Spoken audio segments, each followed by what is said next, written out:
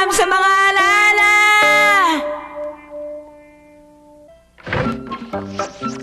Oy!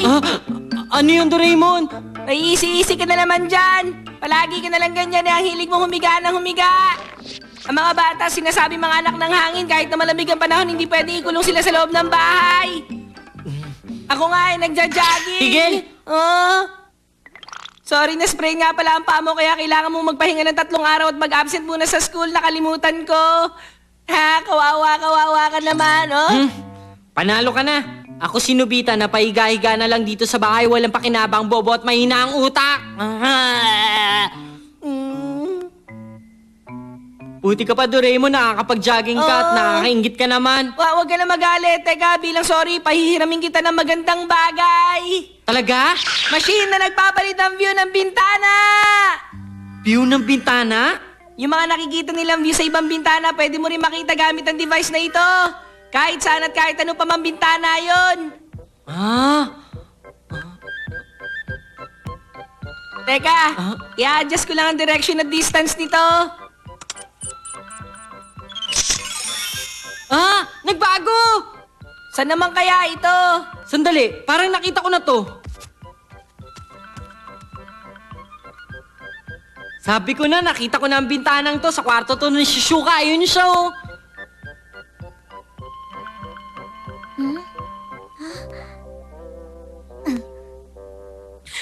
Nag-iihaw siya ng kamote. Ayos!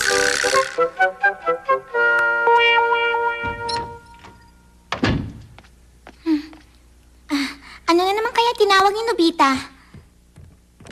Hello, Nobita? Masarap kumain ngayon ng kamote. Pero kapag napadami ang kain mo, mas maganda ang beauty mo. Teka, hello, sandali. Nakakainis naman. Paano kaya niya nalaman to? Nagawa ko! Aray ko! Wow! Ang ganda ng garden! Ang ganda nga! Ang sunod naman, tignan natin yung mas mataas na bintana. Ito. Bintana sa tuktok na mataas sa building. Ang galing naman! Wow! Para mga langgam na lang yung sasakyan, oh! Kung ganon, tignan pa natin sa mas mataas na lugar. Wala na makikitang bintana sa lugar na yun kung ganon. Alin?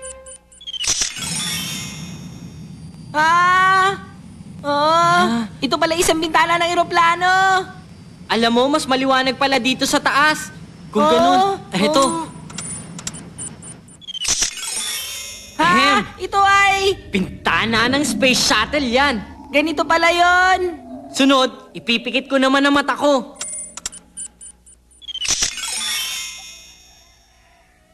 Garden ng isang farmhouse na nakikita kong ito.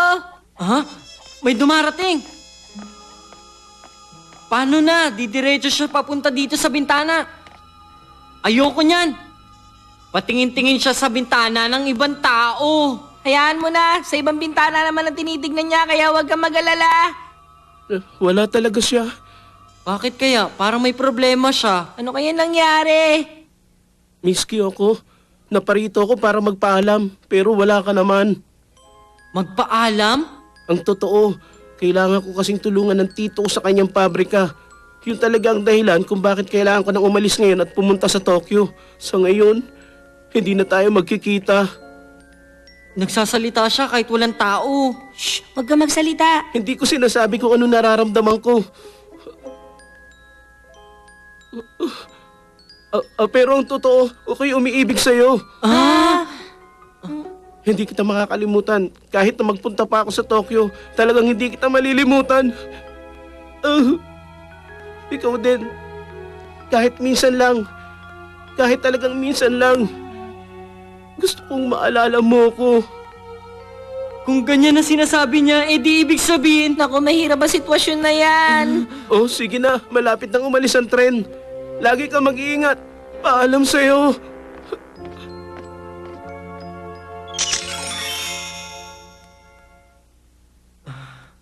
Kawawa siya. Talaga nakakaawa siya. Nalulungkot din ako para sa kanya pero wala tayong magagawa. Oo nga, tama ka dyan. Pero gusto ko malaman, Alam kaya ni Miss Kyoko tungkol sa nararamdaman ng lalaking yun? Kung sa bagay. Gusto kong sabihin sa kanya ang sinabi ng lalaki. Wala kaya tayo magagawang tulong sa kanya? Sige, subukan natin pumunta muna ron. Ha? Alam ko naman kung saan ang lugar na yun eh. Halika na! Ah?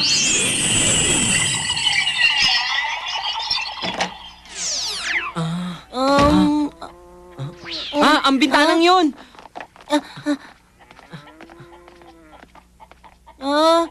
Mukhang walang tao ron sa loob.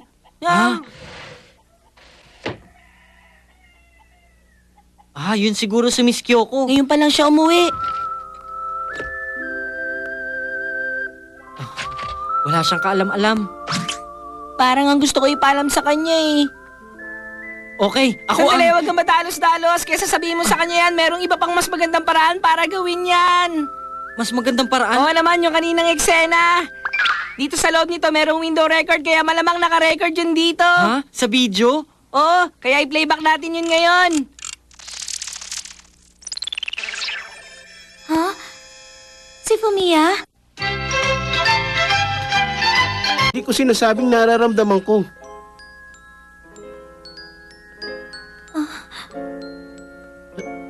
Pero ang totoo, ako'y umiibig sa'yo. Hindi kita makakalimutan. Kahit na magpunta pa ako sa Tokyo, talagang hindi kita malilimutan. Ikaw din. Kahit minsan lang, gusto kong maalala mo ko.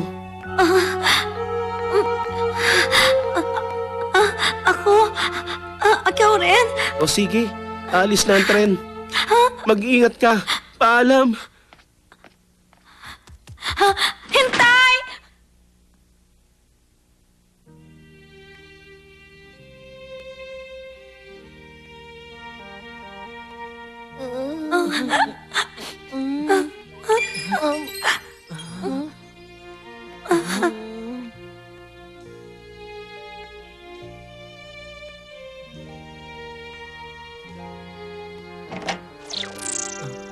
Nahihatid na natin ang dapat nating sabihin. Wala na tayong magagawa para sa kanila. Teka, si Miss Kyoko, gusto rin niya ang lalaking yun. Ano sa palagay mo?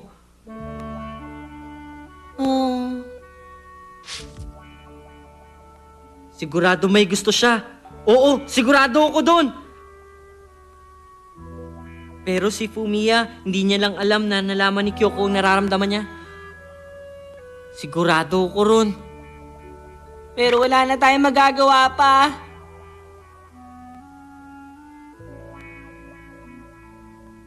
Sandali, wala na ba talaga tayo magagawa pa? Iniisip ko rin yun. Ganito na lang gamitin natin itong automatic chasing adapter para palabasin ang bintana ng sinasakyan na train ni Fumiya. Sige! Tara na! Ito ang view na nakikita ni Fumiya. Ganun pala. Tumakbo na pala ang tren. Teka! Si Miss Kyoko! Fumiya! Huwag mong kakalimutang sumulat! Susulatan din kita!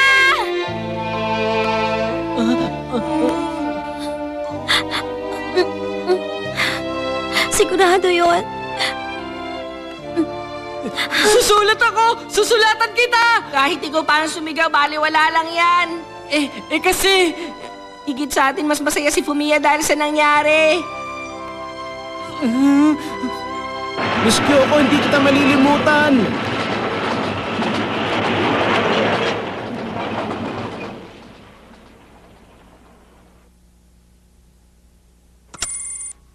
Parang...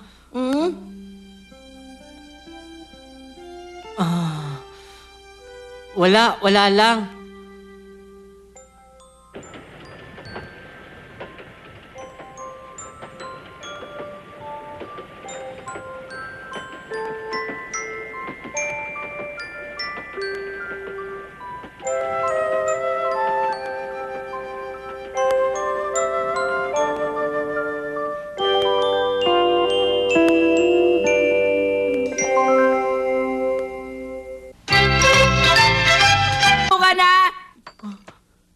Parang lahat ng kamalasan sa buong Japan ako ang tinatarget eh. Sobra ka naman. Baka sabihin mo, hindi ka kasi nag-iingat, yun. Hindi no? Kahit kapag naglalaro kami ng baseball, sa akin tatama ang dead ball. Kapag nag-slide naman ako, nabubukulan ako. Malas talaga. Ganun pala yun, meron yata akong gamit na parang pangsangga sa mga disgrasya na kagaya niyan. Subukan kaya natin gamitin yun. Ha? Meron kang ano? Barrier point! Ilagay mo lang to sa bulsa mo pagkatapos merong lalabas ng bilog na wall at ito magpoprotekta sa'yo. Gamitin ng mga pulis sa future.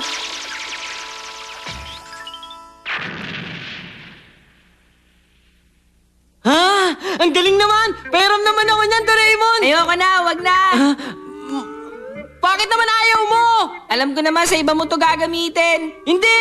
Okay lang yan! Sige na! Hindi ka pa maasahan. Basta kailangan magpakatino ka muna. Pakiusap naman, Doraemon! Hindi pwede sabi ang kulit mo. Sige na, pera Akin ba na yan, sabi.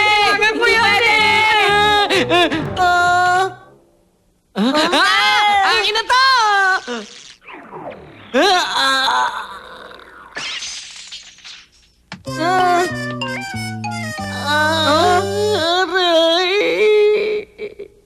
Uy! Okay ka lang ba dyan? Mag-iingat kayo.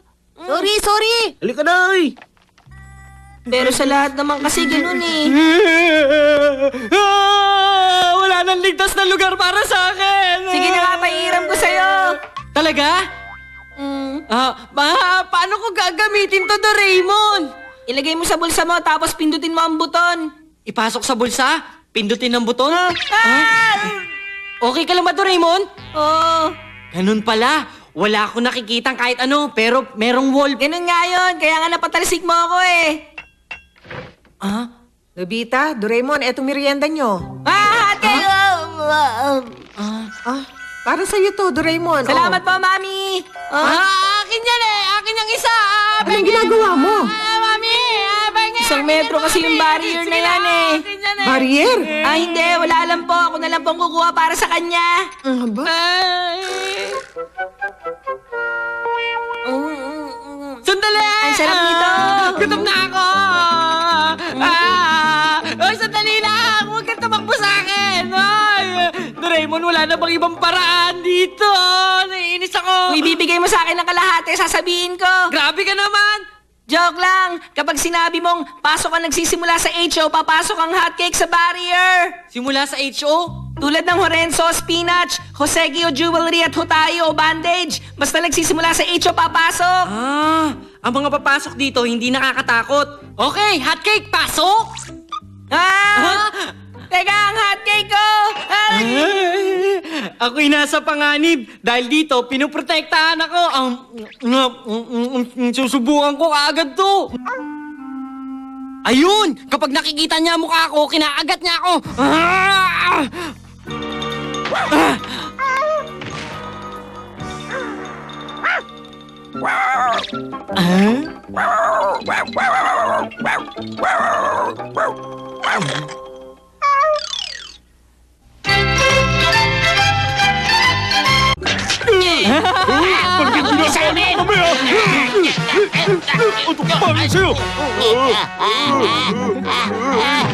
Ano, pagod na ba kayong dalawa? Manahimik ka! Nakapagtataka naman to. Anong gagawin natin, Damulag? Pabayaan na natin siya. Halika na! Oo nga. Wala rin mangyayari kung ganyan ang kalaban natin. Malamang na may binigay na naman sa kanya si Doraemon kaya nangyari yun. Ay! Sino yun? Dumita! Ikaw na naman! Anong ginagawa niyo dyan dalawa? Anong sinasabi mo? Di ba ikaw ang nagpatalsik sa amin? Ako, wala akong ginagawa, no? Di ba bigla kayong tumalsik? Pwede ba yun? Hoy, ikaw, Nobita! Ang kulit mo, ha? Ay, Damulag, buti ba wag na natin siya labanan? Takas na! Kahit saan kayo magpunta, susundan ko kayo! Halika kayo!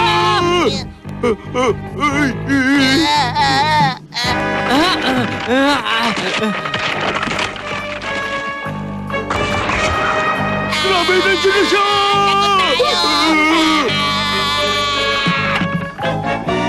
Hintayin niyo ako!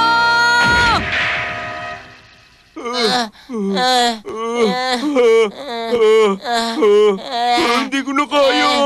Oh ha? Suko na ba kayong dalawa? Nobita, ipapahiram ko sa yung Densya game ko. Pabayaan mo na kami. Densya game?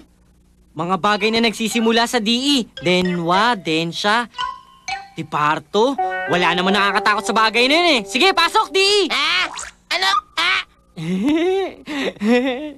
Sige, pagbibigyan ko kayo ngayon. Basta wag nyo na ako ulit lolokohin, ha? Okay, tayo na. Talagang yung si Nobita talagang ang... Nobita! Ah? Hindi ba masama na gamitin mo yung barrier sa panloloko? Kasi naman sila damulag. Lagi-lagi nila ako niloloko, kaya tama lang sa kanila yun. Kahit na sobrang ginawa mo, ibalik mo sa akin yung barrier! Ayoko nga. Ibalik mo nga, ibalik mo sabi akin Tumigil ka yan! na. Alam mo naman baliwala yan eh. Kapag hindi ka tumigil, may mangyayari sa'yo! Okay lang. Talaga naman, oh.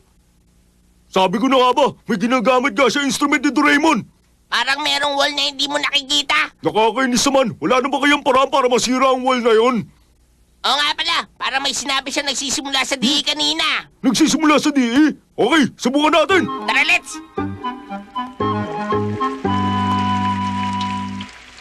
Naku, umuulan na. Pero okay lang ako. Napakaganda ng instrumentong to. Naku, umuulan na. Wala akong payong. Shizuka! Nobita, bakit hindi ka nababasa ng ulan? Sa paligid ko kasi merong transparent wall. Pasok, SH! Ah, wow, ang galing-galing naman nito. Ihatid kita sa bahay nyo.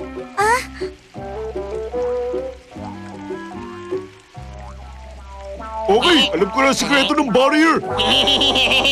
Sige, salamat. Bye-bye. Bye-bye! Naku, huminto na ang ulan ngayon. Nobita! Nobita, meron kami ibibigay sa'yo.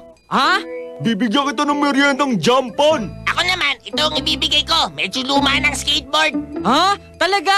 JASU pasok! O O ito. ito, Salamat ah. Oo, kanina sobrang inisan mo kasi ako. Ngayon, bibigyan kita ng jampan. O sige, kain mo! Ako, ito naman.